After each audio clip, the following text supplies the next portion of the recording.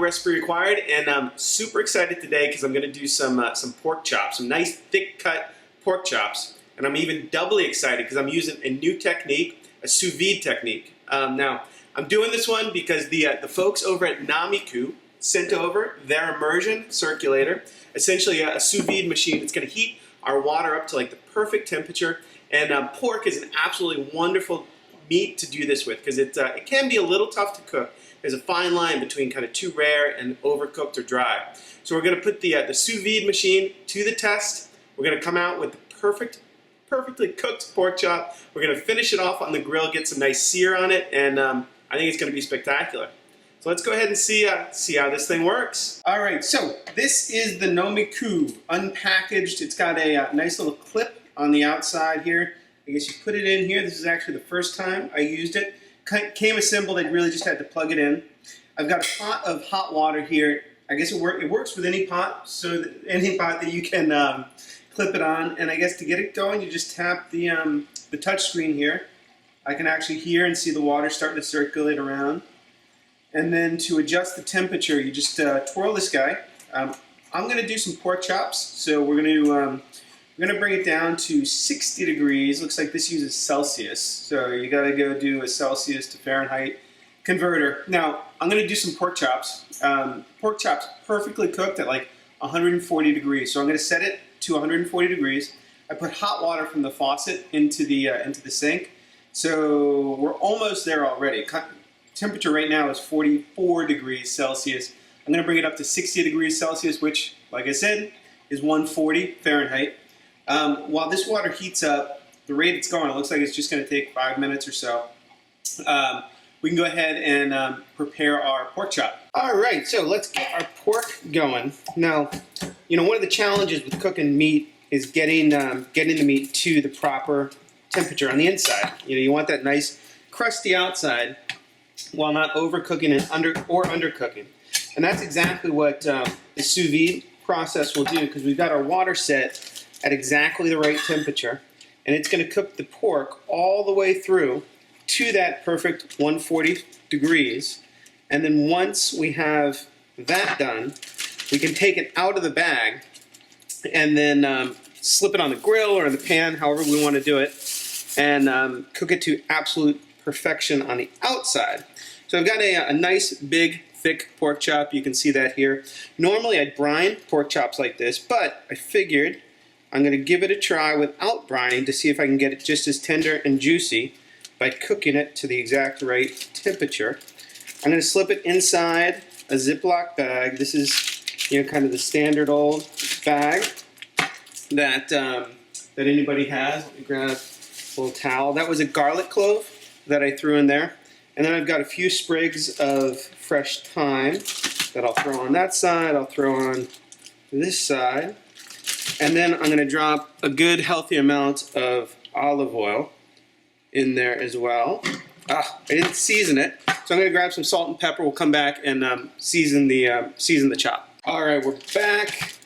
I got a new kitchen. I'm a little lost with where I'm putting things, so we'll throw some fresh ground black pepper in there. We'll throw a little bit of good kosher salt in there. I'm going to seal the bag quickly here just so I can mix everything together. Now, when I'm ready to put this in, I'm going to reopen the bag. I'm going to seal it so that I get as much air out of this as possible. If you want to buy, they have like vacuum pack machines that will do it for you. But it's actually pretty easy to do using the water bath that we already have. So let's go, actually I got most of the air out right now, but let's go get this sealed and then put it in the water. Okay, so that was 7 or 8 minutes or so. I just changed the temperature a little bit, but it's at 60 degrees Celsius, 140 Fahrenheit. My bag is still open. I'm just going to put it down in the water, and that is going to push all the air, obviously up to the top of the bag and then out of that seal. And then I want to seal it. I'm trying not to get any water into the bag itself. Then I got a pretty good seal there.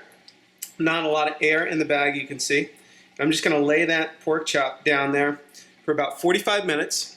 And that's just going to go ahead and cook, like I said, kind of perfectly 140 top to bottom of that pork chop. All right, so my pork, my sous vide pork, has been going an hour now. It is fully cooked through right to that 140 degrees. Now, what I'm gonna do, I'm gonna take this out. I'm actually just gonna let it rest and then put it in the fridge. We're not quite done cooking it because I wanna get that sear on the outside, but I'm gonna let it cool down before doing so. All right, so I've let my pork chop cool down now. It is at room temperature, and we can take it out of the bag. Now, remember, it is fully cooked to essentially I'd call it a medium, you know, that 140 degrees, the water bath with the immersion circulator there. Got the temperature kind of all the way from the outside of the chop to the inside to that perfect 140 degrees. Well, not technically, no reason why you couldn't just eat it right like that. But what we're gonna do, I'm gonna throw a little more salt on it because not sure I quite got it with a little bit of salt in the bag, a little bit of pepper. I've got my grill going. You could do it in a pan as well.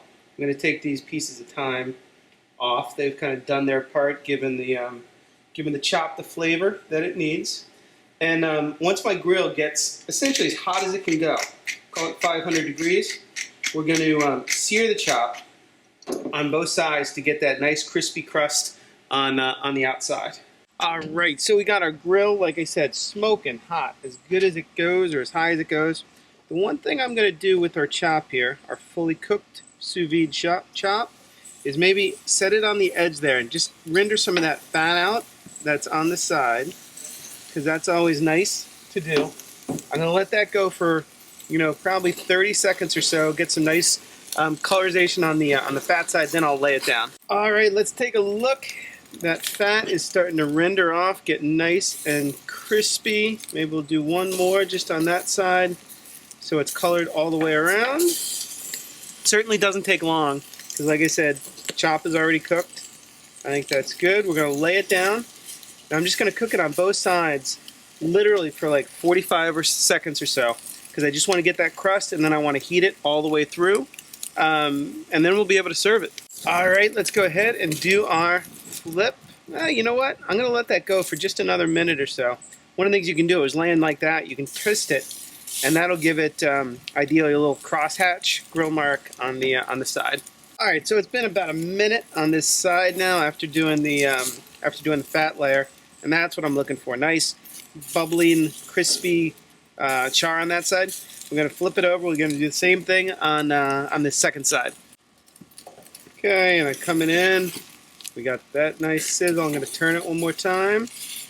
Give it a little press just to make sure it's in contact with the grill. All right, so that's about all we need to do. Maybe you know, a minute and a half to 2 minutes per side. That nice crispy crust is now on it. I can throw it back on my board. I don't even need to wash the board because the chop is already cooked through. And you still want to let it rest, so I'm going to go ahead and set this aside for about 3 or 4 minutes before we cut into it, serve it up.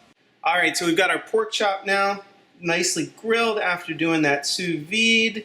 We'll cut into it, and we see beautifully cooked, kind of all the way through, nice and tender. You know what? Maybe we'll cut it up.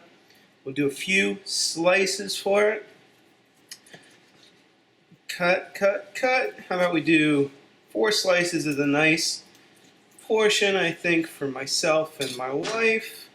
We'll line it up like that. I can tell how tender and juicy this chop is. We'll kind of fan it out. Obviously, if you want to serve the whole thing, you absolutely can. I'm going to go ahead and steal a little bite because I got to. Wow. So, beautiful technique, beautiful tool, Nomiku. Thank you so much for sending the sous vide machine. You can do it too, really easy. One of the best pork chops you're ever going to taste. I'll see you next time. Earn the recipe required. All right, Nomiku. So first, thanks directly to you for sending me this immersion circulator. It was a blast to try. I really loved it. It was really easy to use, worked really quickly. It was a great way to do sous vide, and this sous vide pork chop came out absolutely perfectly tender, moist, delicious. I put a link to the product page if you guys want to check out the details. I'd highly recommend it if you're in the market. If you want these some apples to go with the pork recipe that I did, I put up a link to that. Some sautéed rosemary apples, really easy to do and goes absolutely spectacularly with pork. Next up for me on the sous vide machine, I'm going to do sometime in the next month or so is some steaks, perfectly cooked on the center, charred on the outside. Absolutely spectacular. Keep an eye out for it, and I will see you next time on No Recipe Required.